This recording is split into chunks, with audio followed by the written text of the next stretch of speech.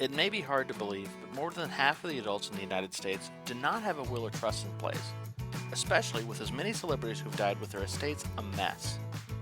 Let me share with you a few cases. First, let's talk about Warren Burger. It may be surprising that the former Chief Justice of the Supreme Court made the list of bad estate plans. Shortly before he died, Burger drafted a one-page last will and testament.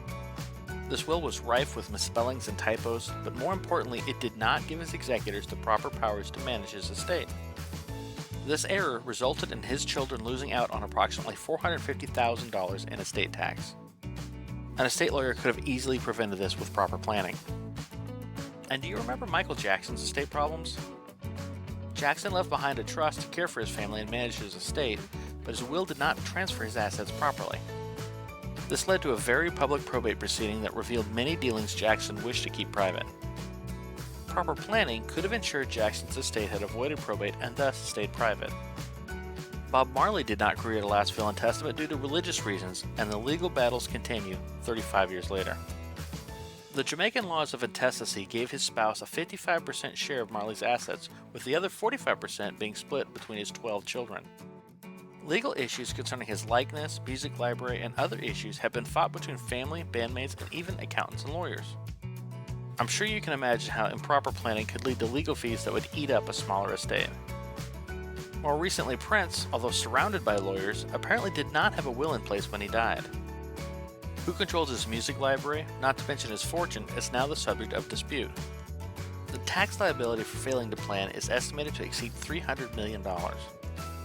Alright, well, most of us don't have to worry about a tax bill that big. We should be concerned with making sure our heirs don't have to wade through a mess because of lack of planning. As you can see, being rich and famous doesn't mean you have your act together. The richest person on the list, Howard Hughes, had no planning. He failed to leave behind a will, and he had no immediate family or direct descendants. Though it is believed he wanted his entire estate to go to the Howard Hughes Medical Institute, and not to any distant relatives, without a will, this didn't take place.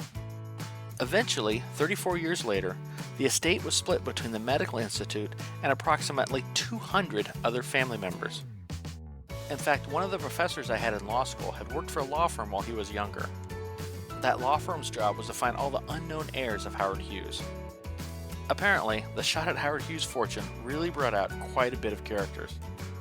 As an estate attorney, I want my clients to know that even though these incidents happen to celebrities with large estates, they can happen to estates of any size and can sometimes be felt more acutely by moderate-sized estates. To ensure your last will and testament or trust will carry out your wishes after you pass, please contact us today at 972-905-4394 to set up a consultation.